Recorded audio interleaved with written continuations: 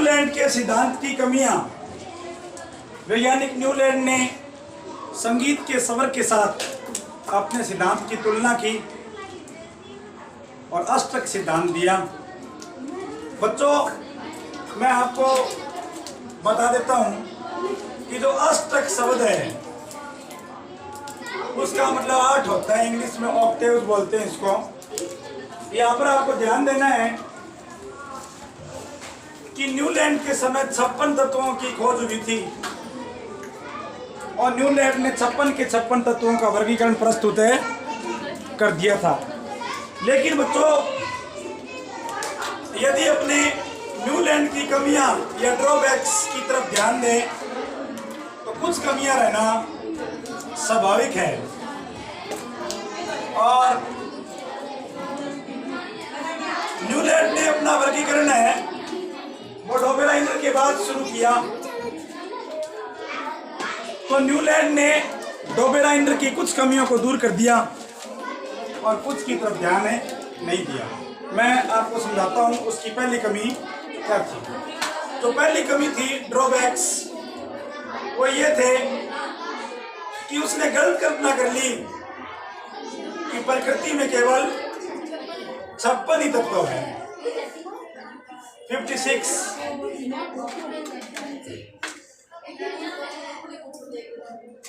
तथा भविष्य में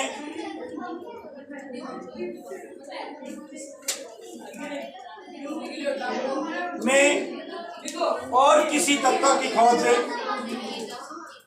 नहीं होगी, किसी तत्व की खोज नहीं होगी। बस बच्चों, यही उसकी सारणी असफल हो गई।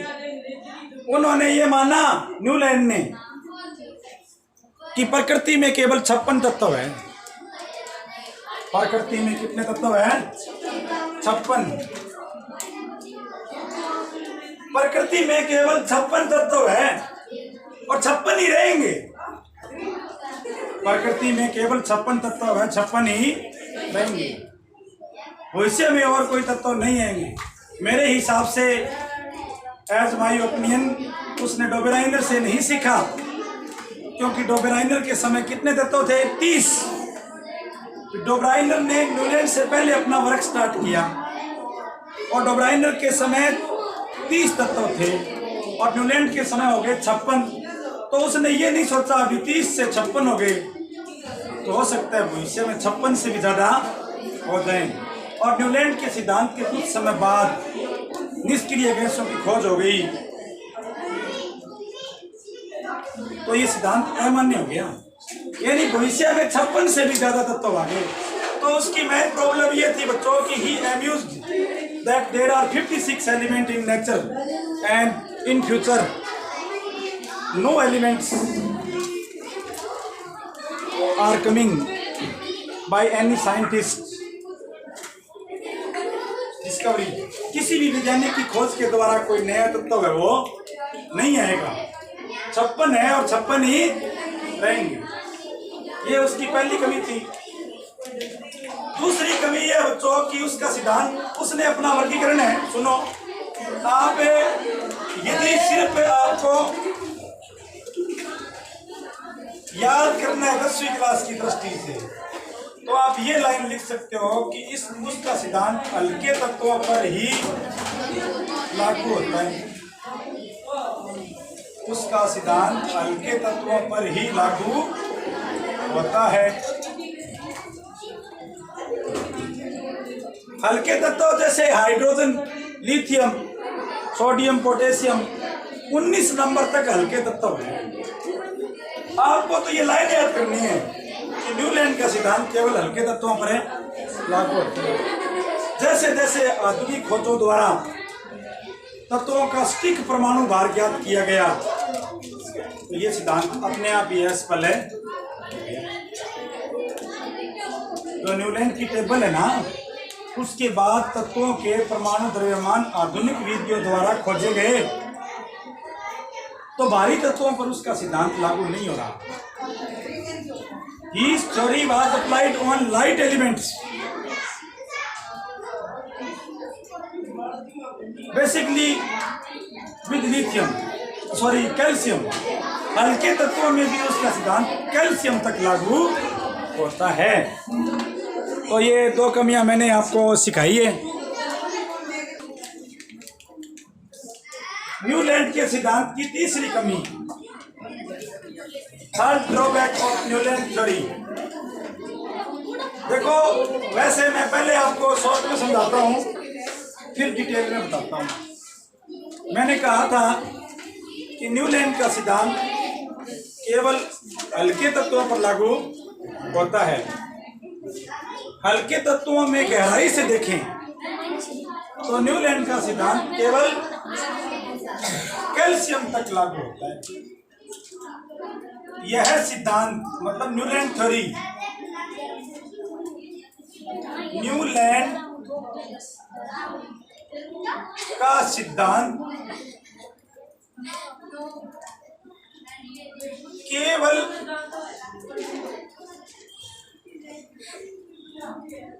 कैल्शियम तक ही लागू होता है।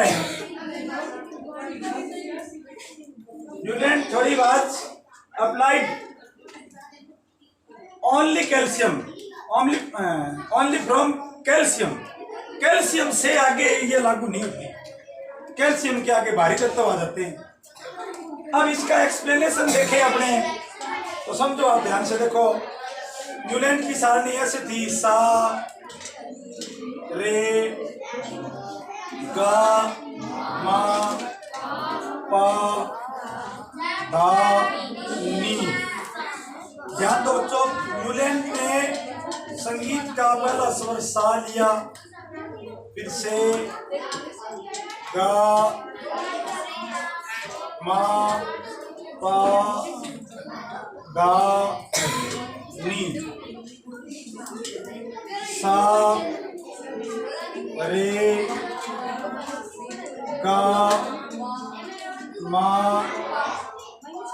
पा धा नी। तो सबसे पहले जो उसकी सारणी थी उसने यहाँ हाइड्रोजन को रखा। बहुत सारे बच्चे सोच रहे होंगे भी हाइड्रोजन के बाद हीलियम आएगा, लेकिन उस समय तक हीलियम की खोज नहीं हुई थी, इसलिए हीलियम नहीं था वहां, और वहां लिथियम था। तो हाइड्रोजन के बाद नेक्स्ट एलिमेंट, अगला तत्व उस समय लिथियम था, हीलियम की खोज ही नहीं हुई। आजकल हाइड्रोजन और लिथियम के बीच में हीलियम है। फिर बच्चों बेरिलियम था, फिर बोरॉन था, फिर कार्बन, फिर नाइट्रोजन, फिर ऑक्सीजन।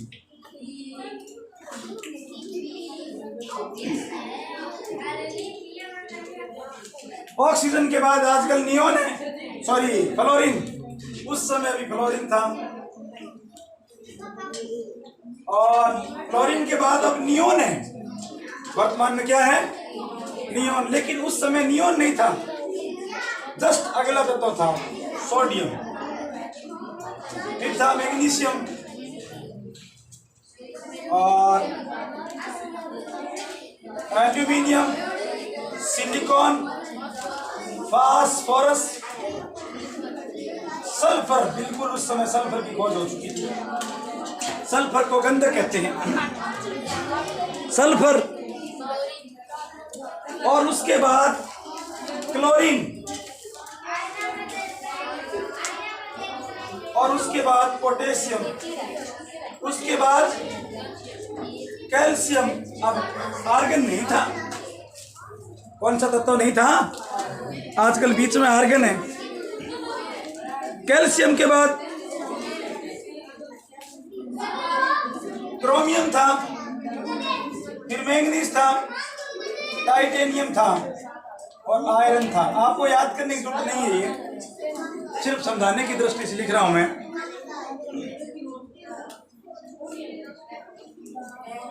यहां पर इसने कोबाल्ट और निकल दोनों को रखा, फिर उसने रखा कॉपर, फिर रखा जिंक, और उसके बाद यट्रियम, इंडियम, यट्रियम मतलब वाईपी, और इंडियम सॉरी IN। इसके बाद सेलेनियम SE, सेलेनियम लिखा, सॉरी पहले ओस्मियम लिखा AS, और फिर सेलेनियम लिखा। उसके बाद जो इसका किताब में दिया गया उसका लास्ट पार्ट, ब्रोमीन, रुबिडियम, स्ट्रोंसियम, यहां रखा उसने ब्रोमीन, रुबिडियम, स्ट्रोंसियम, और फिर सेलेनियम और लेंथेनम, को एक साथ रखा, और यहाँ रखा जर्कोनियम।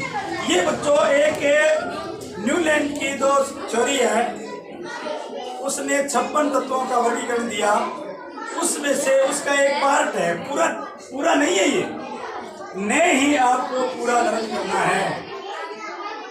ये न्यूलैंड की सारणी का एक पार्ट है, न्यूलैंड की जो अष्टक सिद्धांत है ऑक्टेन थ्योरी, उसका एक पार्ट है। आपको इसको लर्न भी नहीं करना, पेपर में ये नहीं पूछा जाएगा भी आप टेबल बनाइए। हाँ, इसमें से प्रश्न है ना, वो आपको समझना जरूरी है।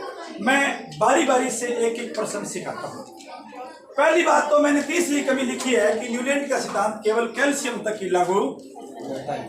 यदि आपके पूरा याद नहीं हो तो यहाँ तक देख लेना। देखो बच्चों, कैल्शियम यहाँ है, ये न्यूलैंड की टेबल को आप इतना सही मान सकते हो। इसके अलावा न्यूलैंड का सिद्धांत कहीं पर भी लागू नहीं होगा। जो न्यूलैंड की टेबल है वो यहाँ कैल्शियम तक की लागू हो रही है। भी अपने न्यूलैंड की थ्योरी को सही मानने ना, परमाणु द्रव्यमान के बढ़ते क्रम में यहाँ पर तत्वों को रखा गया है, तो ये सिर्फ सही बात यहीं तक लागू होती है, कैल्शियम तक। Newland theory applied was only calcium metal. सबसे अच्छी ये थ्योरी है वो कैल्शियम तक ही लागू।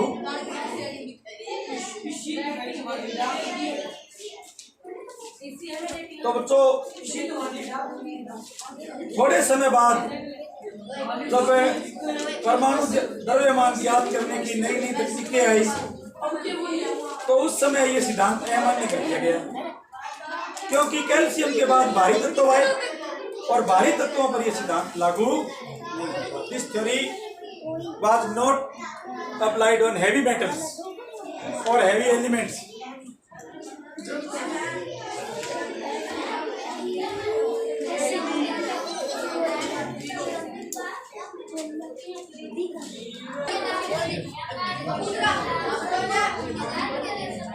जो चौथी कमी है न्यूलैंड के सिद्धांत की, वो हम इस टेबल से ही सीख लेंगे। इधर देखो आप ध्यान से, जो चौथी कमी है,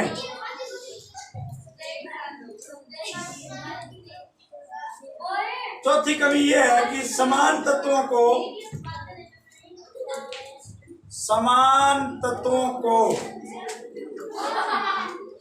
दूर दूर रख दिया, सारणी में एक ग्रुप में न रखकर दूर दूर रख दिया।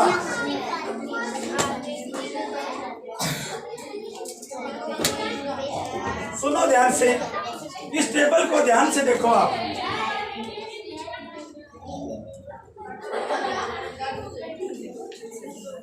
देखो, he put like elements separate from each other or far from each other। भी ये जो लो है बच्चों, ध्यान से समझो, आप हमेशा ध्यान रखना। 3 एलिमेंट साइंस में 3 तत्व एक जैसे हैं, लोहा,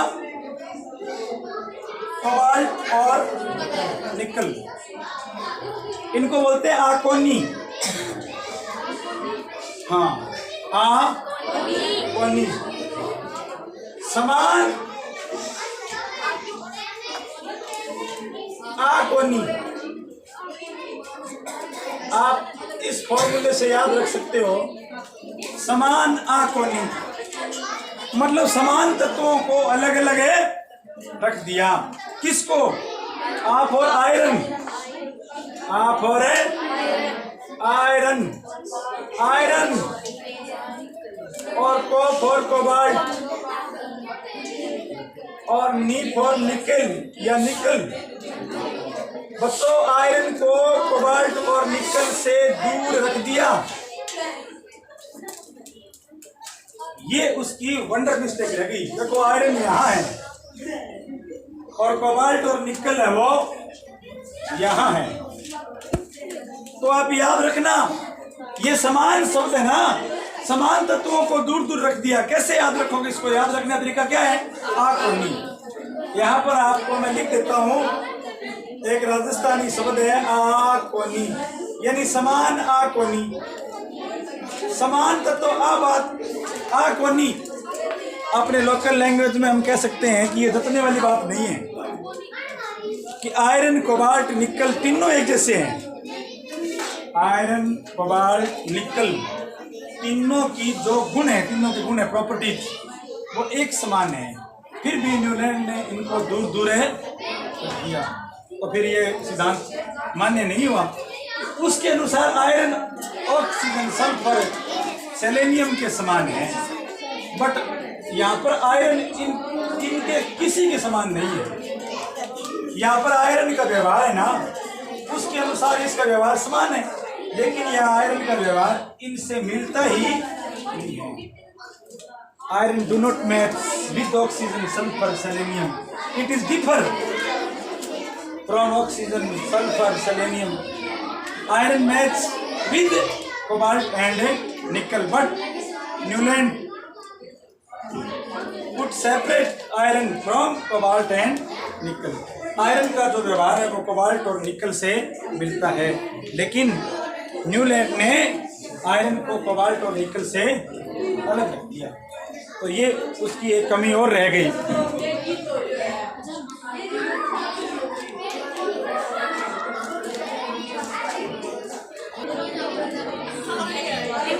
जो 5वीं कमी है, मेरी बात सुनो, 5वीं कमी चौथी से निकल के आती है। यदि किसी बच्चे के चौथी कमी याद है ना, 4th ड्रॉबैक्स, तो 5वीं भी याद है। 5वीं कमी ये है कि बच्चों समान तत्वों को दूर दूर रख दिया। तो इसका मतलब है कहीं ना कहीं ये है कि असमान तत्वों को साथ साथ रख दिया। असमान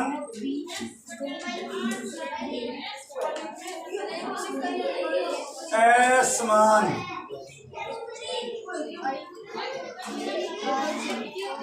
तत्वों को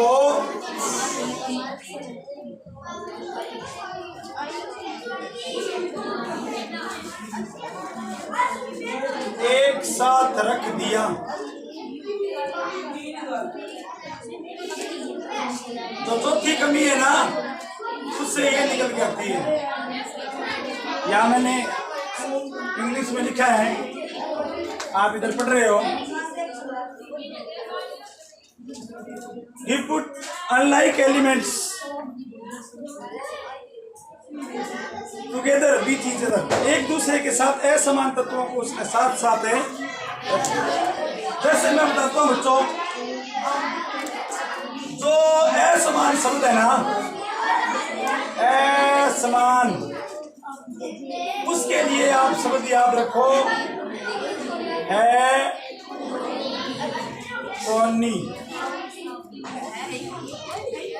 हे कोनी। हे कोनी, हे का मतलब है हेलोजन। ए का मतलब क्या है यहाँ? हैलोजन। बच्चों हैलोजन के साथ कौन को रख दिया, मतलब हैलोजन के साथ कोबाल्ट और निकल को रख दिया। ये देखो यहाँ ये हैलोजन होते हैं, मेरी बात सुनो, क्लोरीन, क्लोरीन, ब्रोमीन, आयोडीन, एक एस्टेटिन होता है, वो आपके लायक नहीं है, आप उसको सीख नहीं पाओगे। फिलहाल आप इतना याद रखो, क्लोरीन, क्लोरीन, ब्रोमीन, आयोडीन, इनको हैलोजन बोलते हैं। इनको क्या बोलते हैं? हैलोजन। और हैलोजन के साथ उसने क्या रख दिया? कोबाल्ट और निकल को रख दिया। तो ये देखो बच्चों, ये हैलोजन है और हैलोजन के साथ क्या रख दिया? कोबाल्ट और निकल। किसी भी दृष्टि से मेल नहीं खाते। तो ये उसकी पांचवी कमी रह गई।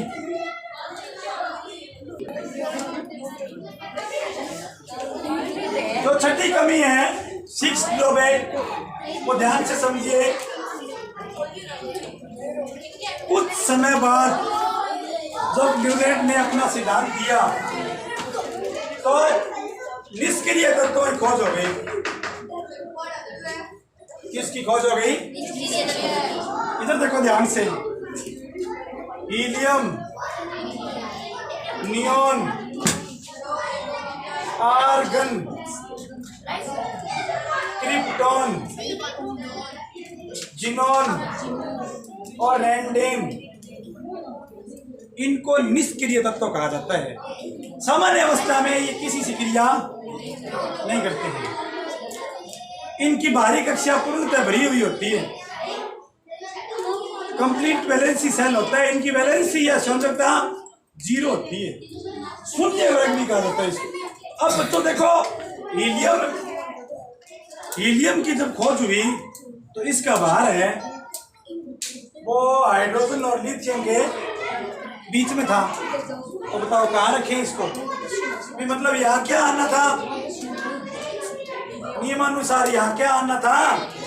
हीलियम आना था। और इस नियोन को जब देखा गया तो फिर नियोन बच्चों क्लोरीन के बाद आना था। मतलब ये सारे यहाँ एडजस्ट हो रहे हैं उसके अनुसार तो हो रहे हैं ना। तो इनकी खोज के बाद ये सिद्धांत समझते ही है मान्य है या निष्क्रिय नोबेल मेटल, निष्क्रिय तत्वों की खोज ने इस सिद्धांत को अमान्य कर दिया। This theory was rejected due to Nobel metal. When Nobel metal discovered, Newland's theory not able to adjust them. जब नोबेल तत्वों की खोज हुई तो न्यूलैंड का सिद्धांत उनको एडजस्ट नहीं कर पाया, समायोजित है नहीं कर पाया। तो ये बच्चों न्यूलैंड के सिद्धांत की कुछ कमियां थी। हालांकि न्यूलैंड के सिद्धांत में काफी कमियां हैं, फिर भी इसने भविष्य के लिए एक तत्वों के वर्गीकरण की नींव रखी। और बच्चों बड़ी अच्छी उपलब्धि थी कि न्यूलैंड के समय 56 तत्वों की खोज हुई थी और 56 के 56 तत्वों का उसने वर्गीकरण कर दिया था। हमने जो ये टेबल बनाई है ये न्यूलैंड की सारणी पूरी नहीं है, ये न्यूलैंड की सारणी का एक भाग है। आपको यह जानकर आश्चर्य होगा कि न्यूलैंड की टेबल में डोबेराइनर का पहला त्रिक भी पाया जाता है। यह रहा जो फर्स्ट ट्राइड्स है ना, लिथियम, सोडियम, पोटेशियम, वो न्यूलैंड की टेबल में है। और बच्चों उसकी टेबल को हम ध्यान से देखें ना तो तीसरा ट्रिक भी आपको मिलेगा यदि पूरी टेबल देखें तो। लेकिन आप पूरी टेबल आपको लर्न नहीं करनी है। कई बार पूछ लेते हैं आपसे कि न्यूलैंड के सिद्धांत में, न्यूलैंड की टेबल में डोबेराइनर का कौन सा ट्राइड्स या कौन सा ट्रिक पाया जाता है, तो आपको स्पष्ट दिख रहा है लिथियम, सोडियम और पोटेशियम। ये बच्चों न्यूलैंड के सिद्धांत की कमियां थी। उम्मीद है आपको समझ में आई। Thank you.